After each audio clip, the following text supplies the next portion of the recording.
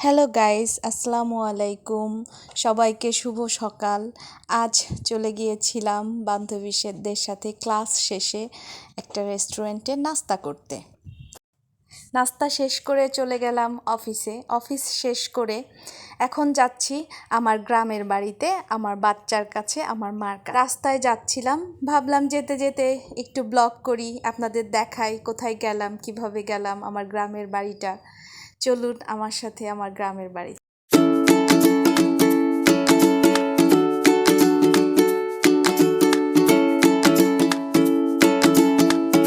চলে এসেছি টিকিট কাউন্টারে, টিকিট করলাম, বাসে উঠে পড়েছি।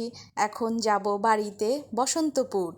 সঙ্গে আছেন আমার বড় বোন আর আমার ভাগ্নি। চলে যাচ্ছি বসন্তপুর, বাস ছেড়ে দিয়েছে।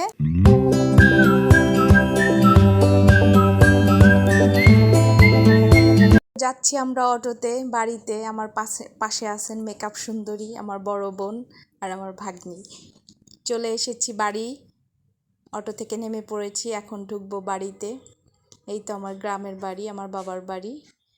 চলে এসেছি।